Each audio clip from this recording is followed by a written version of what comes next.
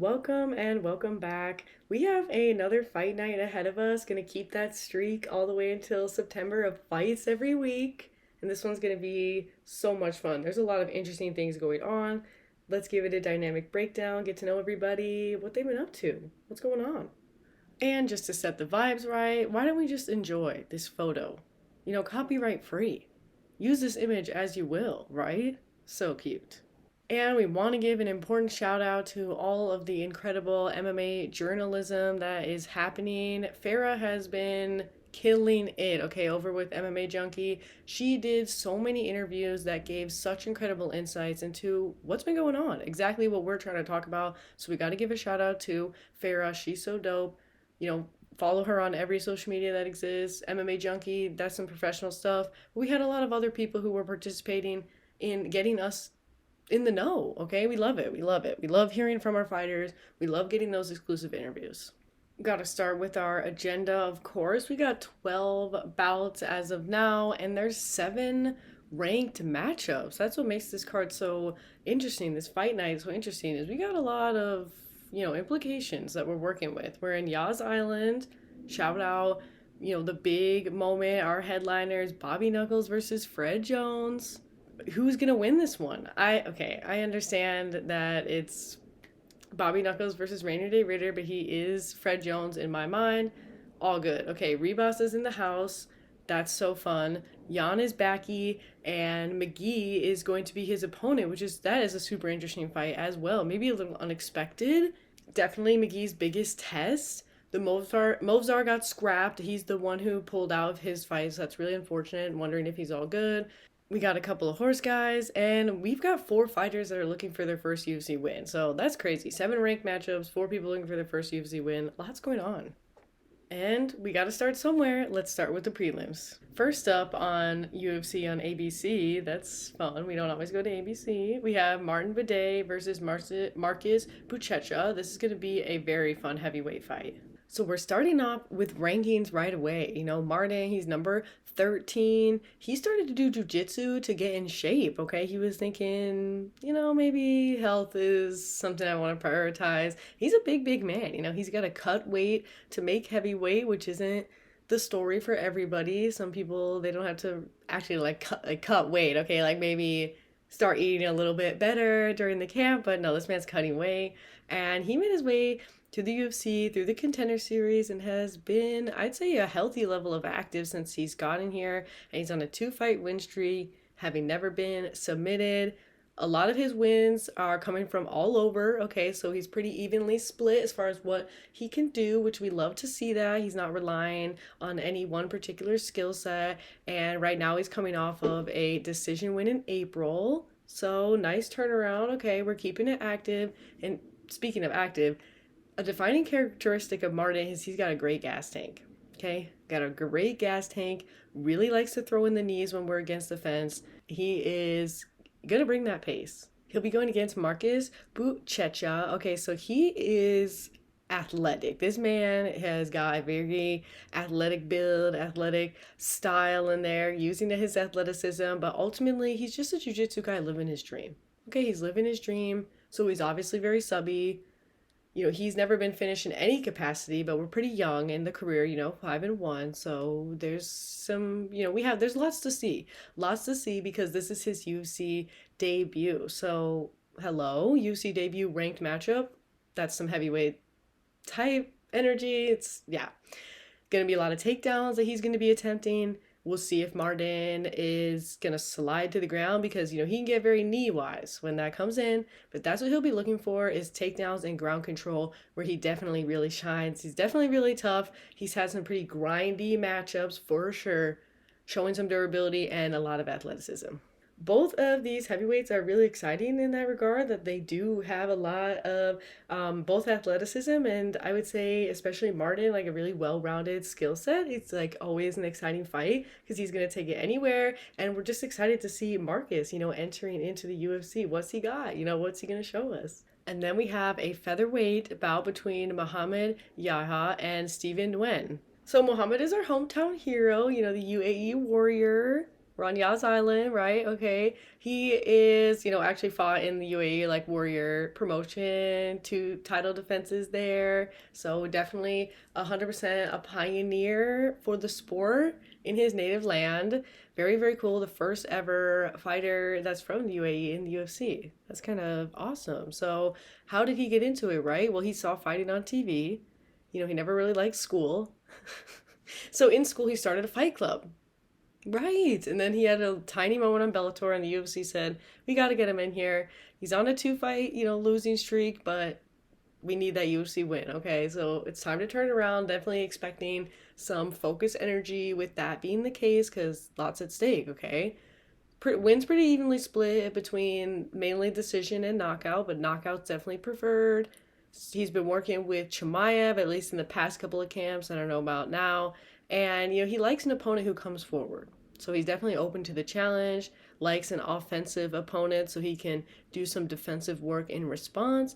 Currently coming out off of a knockout loss, okay, to Kawe, I think that's how you say his name, Fernandez, which that was an incredible performance. That was a really good fight. The kicks definitely slowed Muhammad down, and I've kind of seen this in several of his fights, so maybe he's a little kick vulnerable, but let's see. Maybe since being kick vulnerable a couple times in a row, he's going to be like extra on it with those kicks. He's going against Steven Nuen, who is also looking for that first UFC win. Okay, so both men coming in on a losing streak, but Nuen just with one fight, the Ninja, okay, Dana White's Contender Series ×3.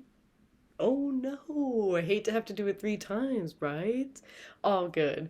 So wins come in this frequency order. So we got knockouts, then subs, then decisions. So most likely to finish the fight out of any outcome, if Steven's going to get it, only 22% of his fights going to decisions. So he definitely races after it. He's never been subbed himself too. So very, very good submission defense on that end. Coming off of a fight of the night though, okay, that's the important thing about his loss recently in March, was that it was an incredible, that was a battle. Okay, that was a nasty battle where he showed a lot of toughness, and they totally got after that. But where has he been? Because that was a year ago. So hope he's good. And something about Steven is that he talks about doing his homework and definitely having like a particular game plan for all of his opponents. Some fighters, they kind of have that mentality of like, I'm gonna do me no matter who's in front of me, valid. But he is definitely a do my homework and come up with a caterized plan, which I find that fascinating. This fight has a very particular energy of desperate times. Desperate times are going to be calling for desperate measures. I mean, both guys on a losing streak, a little bit more dire for Muhammad, being that it's 2 versus 1 for Steven, but I think they're both going to have that energy, which could translate into being overly cautious or overzealous, but it'll be a fun one regardless. Will we get a finish? I think this one might be a decision grind, but you never know. Next, we're going to have a really quirky, potentially fight of the night matchup between Blackshere and Davey Grant. Oh, yes, this is going to be a interesting fight. Blackshere has been on an absolute tear. He's been on a roll, okay? He's been on a roll, one step at a time. That's his motto. This is his 3rd fight this year, and he's on a 3-fight win streak. So, we're keeping it active. And something about Blackshere is he is submitting, okay? There's only 3 twisters in the UFC. 2 people who have done that are on this card. That's weird. That's interesting. 65% of his wins are via submission, so it's not everything. He doesn't need it, but it's a lot of what he's doing. Interestingly enough, he submitted 2 Codys in a row. So that's interesting. Speaking of film studies, like Steven Nuen is a film study, so is Blackshere. He's definitely says that his quote is, it's in the details. You always want to be studying your opponent, getting locked in. That's how he gets locked in. But the thing is he's locked in always. That's what I love about Blackshere. It's in his eyes, okay? He's locked in. You'll see it. You'll see it if you haven't seen it. And he's a pretty big favorite going into this fight, which is something. Davey Grant, dangerous Grant, I think, being 39 on the more tail end of career contributes to him being the underdog, potentially for the betters, for those people, because he is 100% dangerous. The nickname is coming from a reality of his performances. He is one violent king, all right, coming off of a decision win right now. But throughout Davey's career, we see a lot of knockouts, we see a lot of quirks. Never forget spinning back fist into an inverted triangle. That's exactly what I need. That is amazing. He's never been knocked out. He's shown so much durability in his career, and it's subcomplicated. Okay, so while we're going for inverted triangle, sometimes it doesn't work out. So 50% of his losses and his wins are via sub, and I love that chaos. I love that chaos. That's amazing. So great. He was supposed to fight in April, but the fight got scrapped. So he was like, let's just get in there. Okay, and Damon Blackshere, this is such a fun crazy style matchup. Davey Grant is, he's such a good vibes guy. And he's really going to put on a show in there. It's 100%. It's pretty much, you know what? That's one of the guaranteed things. It would be very, very strange if Davey Grant goes in there and he does not put on a show. So he once went on a 4 performance bonus, streak, back to back to back. I'm telling you. And that was not, ancient history, okay? That was not too long ago. 3 of them happened in 1 year. Okay, it's just amazing. And he says that he's definitely expecting a war with Blackshere. But the thing about Davey is that he is always going to be looking for that spinning back fist into inverted triangle. Okay, not that, but he's always going to be looking for a quick finish, something to get out of there. That's the thing. So he's going to want that quick finish. He's open about that, but he's expecting a war. I am also expecting a war. I'm expecting this one to be just so fun and so crazy. Both these guys, one put on a show, but one put on a quirk fest. It is going to be very quirky. This might be the weirdest fight in a really good way. Next, we have a welterweight matchup between Muslim Salikov and Carlos Leal. Muslim Salikov, you may know him as Spinny McSpinner, okay? King of Kung Fu, definitely has Kung Fu energy 100% in the cage. Sanda background. He joined the UFC in 2017 and he's been doing very well. I would say 8-4, very, very solid. He's a knockout kind of guy. And, Spinny McSpinner currently coming off of one of his many spin wins. That was back in November. Performance of the night. I mean, usually when we get a spinner, right? If you spin, you get performance of the night. Well, in terms of if your spin is successful. And the spinning kicks definitely will appear. So, whether or not it's going to get him to finish, they're going to be there. They're definitely going to be there. And spinning in general, of all kinds, he's got 6 wins via spin. Who else can you say that about? It's amazing. He's actually the first UFC fighter to have 2 spin wins. Did you know this? I think this is amazing stuff to know, okay? And I mean, because you're going to see it, but this is just that's a cool accolade. Come on. He's definitely plotting a KO. Those are his own words. Again, shout out to Farah because that was a really cool interview. Just, she does a wonderful balance of sitting down and, keeping it chill, but asking so many important questions and just comes in with the research. That's our gal. Yes. And he says that everyone's plan, being a spinny, kicky, crazy striker knockout guy is going to be to wrestle him. And he suspects that that's what Carlos is going to do. Carlos Leal, the Lion, we got to say congrats because he recently got engaged and his fiance is 100%, well, it says wife, his fiance, I don't know if they got married yet. Anyway, she's 100% his best friend and it is so cute. Love it, love it, love it. Congrats. Carlos has only been finished once in his career, and it was via submission. He's definitely a knockout guy, but 52% of wins, so it's not exclusively in that territory. But you might think that when you see him because he's so aggressive. He's a very aggressive, powerful brawler, and I think, something important to know is that he can get reckless. Okay, the big shots are definitely incoming. We got big shots coming off of a knockout of Alex Morono, which I know some people are not too nice to Alex Morono, after losing streaks or whatever. But the one thing that you gotta acknowledge about the guy is he's extremely durable. So knocking out Alex Morono, that is a feat. So for context, Alex Morono fought Joaquin Buckley, and Joaquin Buckley wasn't able to put him out. And we know how powerful Buckley is. So that's a testament, I think, to Carlos's power. Yeah, so he's very, very powerful, can get a little wild with it. So this is going to be wild. This one's going to be definitely cuckoo crazy. Again, spin, spin, spin. Should we play a game and count how many spins there are? That's probably what I'll be doing. And then we have an awesome flyweight fight, Tabitha, Richie, and Amanda Rebas. All good vibes. Amanda Rebas is so fun, so cool. She was the IMMAF champ, and she did some moments in Jungle Fight, and now she's in the UFC since 2019. 7-5. It's been a rough road of competition that she has had to face exclusively, and has had some really great fights and come out on top against some definite stiff competition. Fighting is in the family, so her dad is definitely going to be in her corner and is a big part of her training. She is a super well-rounded fighter. Her wins are pretty evenly split, most often on that decision grind, and it's because she's just so unwavering. She really is. She definitely doesn't get deterred by taking a lot of damage. She is so tough. Strawweight, flyweight, both, it's been an illustrious career.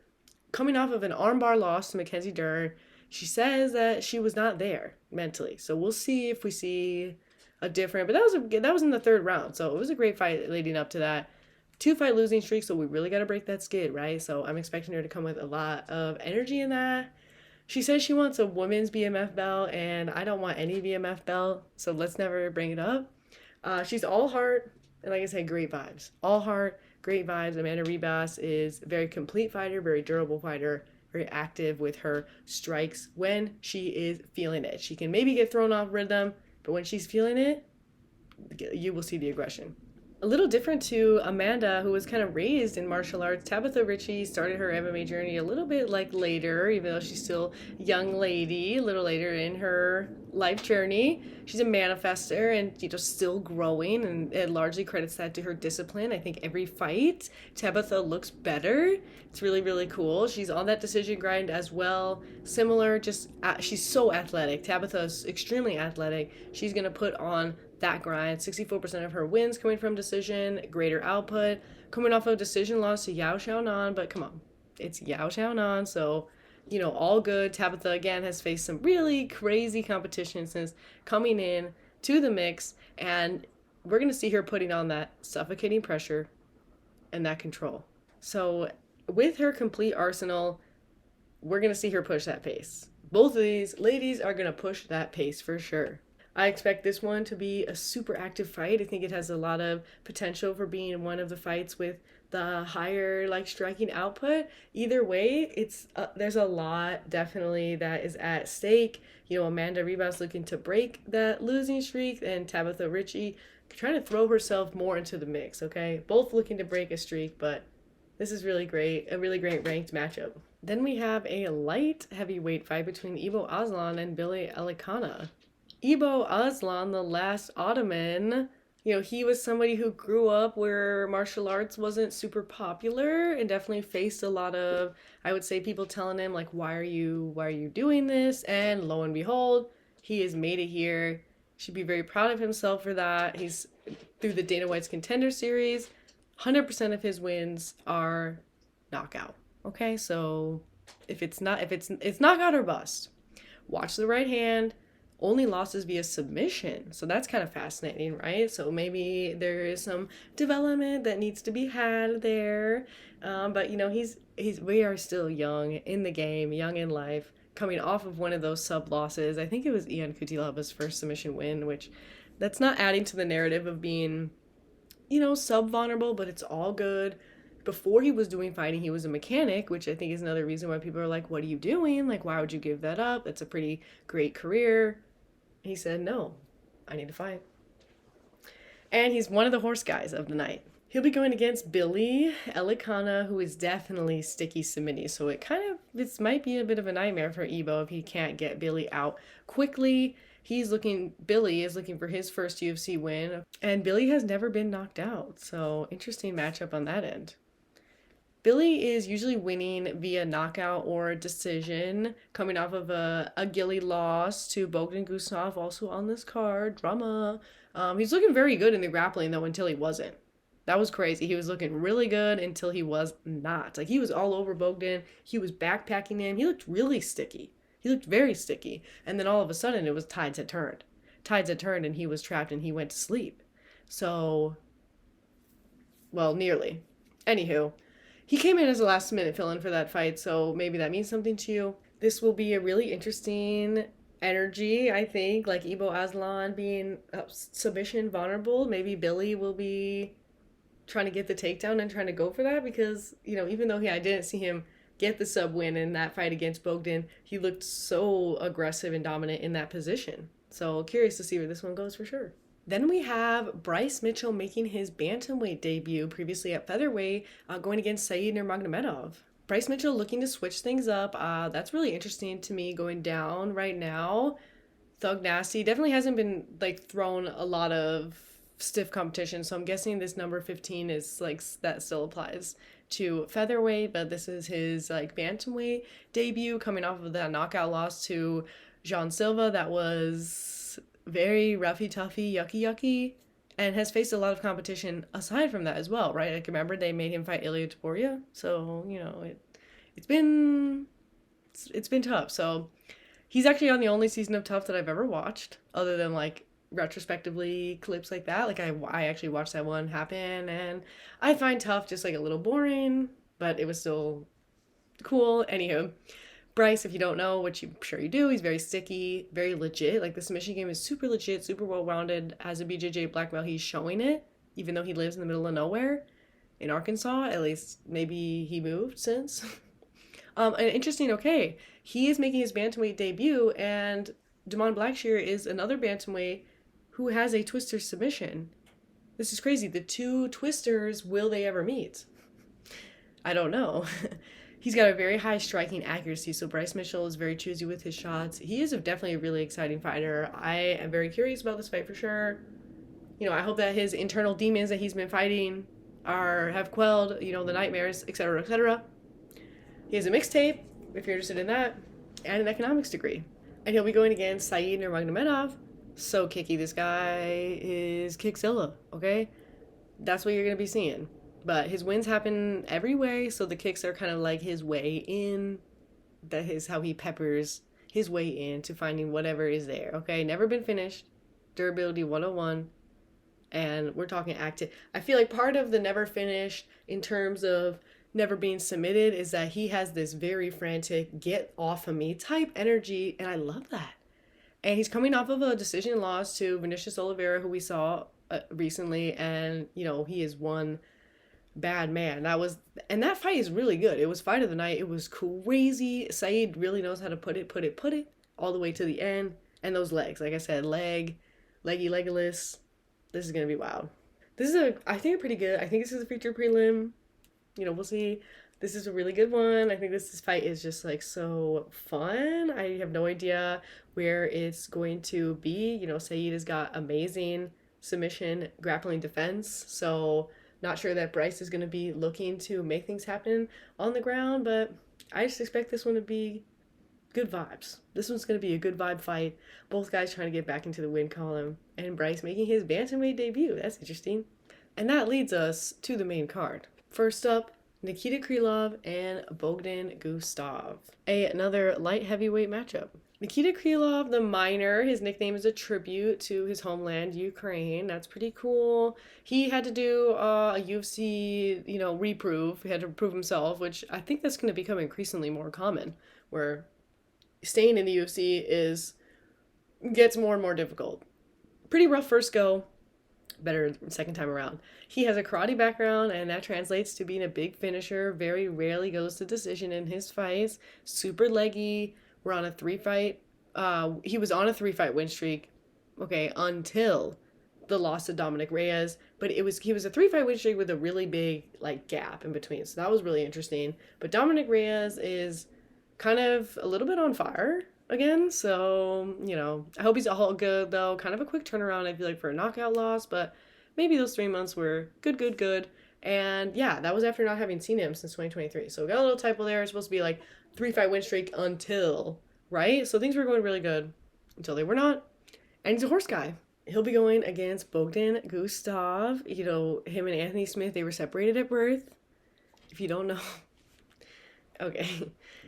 He is coming off of a submission win over Billy Elana, also on this card. And again, that in that fight, Bogdan was in a rough position until he was not, which I thought that was pretty dope of him, actually, to wear the storm, wait for his opportunity and to like turn the table in the most true sense. Like he was getting out grappled, it felt like, or just kind of dominated in that space, and then he gets the subby sub. That was very, very cool. Yeah. And he is definitely an aggressive fighter when he does have that space. Super physical, knockout guy, so powerful. We're talking lead. It's blunt force trauma. The way that he, 82% of his wins are knockout, but let's dig in a little. 10, round 1. That, if you really think about it, right? That's just some evidence to the fist being blunt force trauma level. Like he doesn't have to, beat you down before he finishes you. He can do it just right off the cuffy cuff, and he's often doing that. Definitely on his way to proving himself in the UFC as far as like making a name for himself, because very exciting.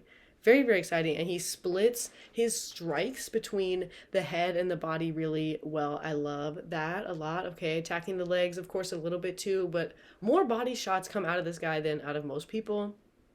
Very fun. This should be really, really fun. Really excited to see Bogdan's power again, but also hoping to see some chin-ins, some, iron chin from Nikita, because we don't want to knock out losses in a row. That would be wah-wah. This will be a fun one. Then we have this is going to be firework flyweights. Azu Amabaya versus Jose Ochoa. Azu Amabaya, he's still number 9. He kind of got launched, maybe, because we had to save the fight with Cop. And so he got that opportunity, and that's the loss he's coming off of right now. But we know Mano Cop is, he's a baddie yaddy yaddy. The power was definitely powering. And before that, Azu was on like a pretty big streak, doing like just killing it, right? So we got thrusted to the top. Maybe it wasn't time. All good, still 4-1 in the UFC, so totally finding his way. And he's finding his way, ideally to the submission. He's extremely sub-minded. It's 100%, again, this is one of the more nearly guaranteed things that are going to happen this Saturday, is he will be going for the takedown. Okay? At least 1, 2, 3, I suspect. And we love Azu because he's always moving around the outside. Very, very exciting movement that he's creating. The spaces, the angles that he is creating, they're fun. He's not a straightforward kind of fighter. And he's going against Jose Ochoa, who is really wanting to be the first ever UFC champ that's from Peru. And hey, a couple of fights we might get there. 1-1 in the UFC right now, and in the UFC he was handed his first pro loss to Loner Kavanaugh, and that was a very tough back and forth. So he did not get smoked in his debut. That was a really, really great fight, and he showed so much heart. So we're going to see that for sure. And he's coming off of he rebounded from that very, very well with a knockout loss over Cody Durden. That was nasty. Okay, and that was not too long ago, and since it was pretty quick, he's back. Okay, watch out for that left hand. Knockouts are definitely preferred when it comes to Jose. This should be a really, really fun fight. Curious to see if Azu actually really does try to go for the submission as getting the win, because that's typically his avenue. If we'll see him actually mixing the takedowns, because it felt like he kind of forgot about those a little bit. Well, maybe just could have used a little more in the last fight. And Jose is definitely going to try to be keeping it on the feet, it seems, based on his previous record of wins. But this will be very, very exciting. Lots at stake. These guys are trying to climb their way to the top, and they are not too far away. Then we have some middleweight baddies. Shara Magomedov versus Marc-Andre Berio. Shara Bullet has, become pretty famous. So it's split mostly because of his crazy fighting style, but also because his appearance that he definitely capitalizes on. He's a very funny, very silly guy. I think he knows kind of how to, I just feel like, prank people a little bit. He's a really interesting soul, 100%. And he's, generated a lot of big hype. Nothing at all in his career has ever happened in Subland. It's pretty much just like, I don't want to live on the ground. You're not going to take me to the ground. That's so far how the career has gone, with 80% of his wins coming by knockout. He's looking to counter. He's definitely a counter striker, not exactly like a brawl. He can be provoked into a brawl, but he is looking to get you on the counter for sure, and with some spinning. Okay, the Armin Petrosian knockout, the 1-2 like double spinning back fist, the sound that it made. Okay, that is just, Yeah, totally crazy. So 3 performances of the night in a row. So that's why he is on this main card 100% without having a ranking yet, is because he puts on a very, very good show. Could not get past Michael Venom Page. A lot of people really counted out Michael Page for some reason, but his quirky style simply proved to be too much for Shara Bullet, who does have a very kind of straightforward. While he's a counter striker, definitely straightforward. Michael Page, he's essentially like this. He's doing things like this. Yeah. It's a lot with Michael Page. Not a lot of people can handle it. And that broke his 15-fight win streak and handing him his first ever loss. So definitely, curious to see how that has impacted him and, if he will be potentially more aggressive in this fight as a result. And he'll be going against a very aggressive, powerful striker, Marc-Andre Berio. His name is Powerbar for a reason. Okay, he is Powerbar, and he's Canadian, so he'll obviously be clinching. If you're not aware, every Canadian fighter... this kind of is true. Basically, every single Canadian fighter likes the clinch, and will be looking for that 100%. He's been in the UFC since 2019. It's been 6-8 and 1 no contest. A lot of really tough matchups. 65% of his wins are coming from knockout.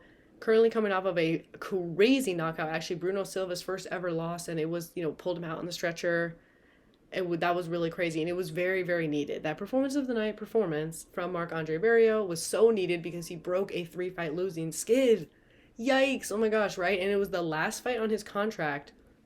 So he made a really, really great case for himself, and this is the beginning of a new contract. So can we please just give Mark some claps, some snaps and claps, because we love to see it. We love to see that he was able to sign a new contract after breaking that skid. Because, right, if he had 4 fights in a row, I doubt that they would have signed him again, even though he is such an exciting fighter. So thank God. Okay? And he's got a calm presence just in life. He's so chill. He's chilling. And a lot of that comes from him being an emotional guy and sensitive, in touch with his emotions. He's a mental health advocate. As someone who is 35, so he's young, but maybe he's not on the youngest end of the sport. He's had a career, has definitely felt the mental health impacts, and he wants to be somebody that other fighters can go to. This is going to be a power off, okay? It's going to be a power off. Bullet versus power bar, right? Power bar. That should be really great. It's going to be really, really fun. I gotta say, I'm pulling for Marc-Andre because I just want to see that win streak. Let's get back into it. I think Shara Bullet has got plenty of time, but, we love him too. This one's just going to be really great, hopefully. I imagine that Shara Bullet will come out more aggressive than he did last time, and I am curious to see how Marc-Andre looks because we did not get much in that last fight. And that leads us to our co-main event, a really exciting bantamweight matchup between Petr Yan and Marcus McGee. This is going to be wild. And just like this cat, I cannot wait to see the style matchup between these two gentlemen. We got to get hype. No mercy. He is on a 2-fight winning streak right now and has exclusively faced incredible competition. Those 2 wins are pretty important to highlight. Figueiredo, Song Yadong, that's Baddie 101. Okay, that is Baddie 101, and he's getting it done. He is durability city. He's so durable. He's never been finished and has definitely been in some really rough places. Rough, tough, tumble. And can hit that decision grind whenever need be. It's because he's a computer. Like I said, only lost to greats. I think a big moment, at least for me, was when he got the win over Uriah Faber. I just felt like that was the moment it really clicked. I had a feeling that he was really gonna showcase his skill, being greater than Faber's at the end. But it was great, okay? It was fab. It was fab. It was the moment we all knew. All right.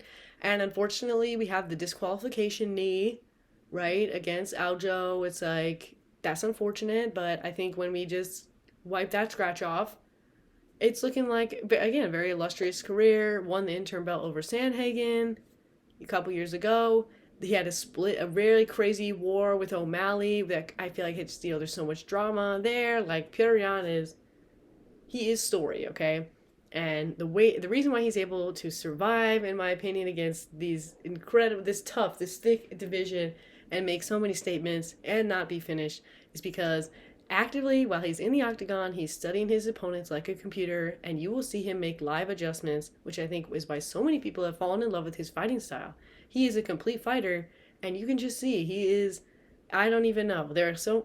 Not everybody can do that, even at the highest level, it seems, where you can just really actively make adjustments in a way that, even to a person who doesn't know what's going on, you can see, like, wait a minute, like, he's doing all this new stuff. It's good stuff. And he'll be going against Marcus McGee, who is looking to really propel himself, through, and potentially, if he gets this win, get a shot at the belt, shake it up. Shake it up. Lots are happening. Lots are happening in the bantamweight division. The Maniac has been killing it in the UFC since he got here. He has not been stopped. He is on a 6-fight win streak, and he's going to 100% style on you. Him and Jan are like so similar in that way. The way they're going to do some weird stuff, and it's only after they can see that you're vulnerable to that. And they're like, oh yeah, I see that. 80% of his wins are knockouts, and you can just see it in his body. I don't even know how he like cuts that way. He's so muscular. He is so like strong. It's wild. You're going to see that big forward pressure. His only loss he's had in his career is via submission. So big on forward pressure, and we're also big on gardening and cooking by proxy. He's got a garden. It looks amazing. He does a lot of, it seems, really cool stuff in his free time. He's a skater boy, like like this guy can skate, okay? Not just in like, oh, no, he can skate for real. So go check that out. And as mentioned, if he wins, it's definitely possible to get in the mix for a title shot. I mean, right? It adds up. And, but when it comes to a belt, Marcus is not really focused on that. Like, something that you gotta know about Marcus is that he's trying to show humility, like, as a value, because it's something that he really believes in. He believes in humility a lot. He believes in, not focusing on being the best or champ, but being the best version of himself, which I think that is oftentimes those are the people who are translating, pretty much every time into the best fighters. The people who are focused on things like their family, he's creating generational wealth for his children, right? He's not focused on like me, I'm so, because, fighting, while it is a very selfish sport, I think it does require a lot of humility, and Marcus is proving that is a strength. That humility is a strength. So, check out his YouTube channel. This is a super exciting bantamweight matchup that is guaranteed to be just so skillful. So skillful. I cannot wait to see how Jan deals with McGee's like aggressive style, and I cannot wait to see both of them making live adjustments. The live adjustments that these men make are really, really impressive stuff. I think that as far as like fighters who are like supercomputers go, these are the two on the card for sure. Got a lot of talent all over this card, but these guys have some supercomputer mentality, and we will totally see live adjustments coming in this fight. Really excited. And, Mosbar pulled out of his fight with Aaron Pico. Pitbull's like, let me step in, kind of TBD with that. But that leads us to our main event. Middleweight baddies Robert Whittaker versus Rainier Day Ritter, aka Fred Jones. Bobby Knuckles, we all love him. The Reaper. He was a karate kid as a youngster and then transitioned to Hapkido, and funny story, the gym he was training at just like became an MMA gym, and that's sort of like why he started doing MMA. Like, he didn't even necessarily want to, believe it or not, which is crazy given how talented that he is. How is that even, he's a rugby guy. I'm sure you know that. He really into rugby. He was really talented at that in his youth as well. And he's been in the UFC since 2012. So he's only 34 years old, but he's been here forever. If you like, what is that? 17-6. So absolutely illustrious career, former champion, and 100% legend. When it comes to Bobby, he's only lost to the greats. He's only lost to baddies. He's a lot like Jan in that sense, okay? Baddies only. He can really do it all. And one of his defining characteristics is his kicks. So as oftentimes the shorter fighter, he uses his legs to get the heck in there. And I love it. He's very aggressive, very, very tough. Coming off of a tooth-breaking loss to Chimaev, so we remember that, right? Like, it was in a roughy, tough position, some prior issues going on, and those teeth caved in. But we got new ones, and everything is all good. And he says that his biggest lesson from that fight is not being complacent. But he says that it's hard to explain what he means by that, and I respect that. No need to explain, Bobby. And he's not the trash-talking type. He prefers to keep it respectful. I think he's got, the fact that he's a father in mind, all his kids who are definitely, some of them are they're children, but they're grown up enough to be online, okay? They know what's up. And just looking to set an example. And when it comes to his game plan is pretty much to stop RDR's game plan. That's definitely, I feel like, a characteristic of Bobby is he's trying to throw you off. He's trying to make whatever you're trying to do just not what's going to happen. And then it's kind of the opening from there. So not exactly having his own game plan that he's going to try to, like, I guess, like, suffocate yours with. He's, like, looking for what you're trying to do to, like, set you off. We love that for him. He's so, like, yeah, he's a creature of habit, and one of his habits apparently is having children. He has 5 kids, and there's another one. And when they ask him, "Are you done?" It's clear that he's not. He's starting an entire town. Love that. And he's going against Rainier Day Ritter. This guy is Fred Jones from Scooby-Doo, but he's also been making waves. He started judo at age 6 and then became a BJJ black belt. And one championship is where he found his home. He was a dual champ, made his way to the UFC pretty recently, last year, and he's on a 4-fight win streak. So has been completely dominating, coming off of an absolutely nasty Dutch knee type energy finish over Bo Nickel. I was there. That was wild. Okay, the oohs and ahs were... that was crazy. So pretty quick turnaround because he didn't take a lot of damage and he really wants to be active. So he's asking for this quick turnaround. Looking for the finish 100%. 100%. He will be looking for the finish. His submission rate is 70% of his wins. So yeah, when it comes to a submitter, he's submitty. He went on 2 submissions in a row in his first 2 UFC fights against Gerald Marichart and Kevin Holland, which that is pretty, put your eyes on that because that is a showcase of his talent and why he is in this main event position. Mainly rear naked chokes when he's going for it because he's a pretty choky guy, but he'll definitely do it all. Something about RDR, though, is that his lone losses are both from knockout / TKO. So that's something to keep our eyes on for Shizzle. He's familiar with Robert Whittaker. I feel like he knows that Bobby's going to be looking to create space so that he can watch, and then stir it up for RDR and throw him off. And so he's going to be looking to close that space and actually get to his game plan. So, this is going to be good. This is going to be very exciting. He's a physical therapist also, smart guy, so smiley. He's such good energy. And right now he's, going through a pretty big life change with his success in the UFC. He's propelling to the top so quickly. He's got to move the family to Florida. Right? We gotta get where the fighting's happening for sure. This is going to be such an exciting main event. I mean, come on.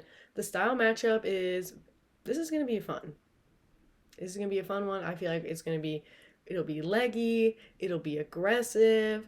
Big Robert Whittaker fan, and RDR is definitely somebody who I'm starting to become a fan of as well. He's put on some really interesting performances. I think it's really cool to see him, his submission threat be so evident, so quick. Like, he got Kevin Holland in seconds, but then to also have the power to mix it up and to finish Bo Nickel with some knees. That was tough, and he was not a favorite. People were really counting him out. People are definitely done counting him out. And Bobby, he says he's not going to be here for too many fights longer, but he would really like to get another chance at the belt. And there is a chance that if this fight proves to be exciting and that, if the winner wins in dominant fashion, that they'll be next. But I think a lot of the talk is for sure that if Nasruddin and Kaio, if their fight is like more exciting and whoever wins that one wins in like a really dominant way, that it might take away the shine a little bit from this fight. Lots happening in the middleweight division. So much drama. Often is. This one's going to be just so fun. But really, I mean, this whole card is very, very stacked. I mean, we have a lot of ranked matchups. A lot of people who are trying to get their first win in the UFC. I think that's a really crazy combo. Lots of fun energy definitely going into this one, and we're bound to have a lot of bangers. Let me know the fight that you're most looking forward to. I feel like it might be Damon Blackshere and Davey Graham. Okay? It might be. because that's some cuckoo crazy stuff.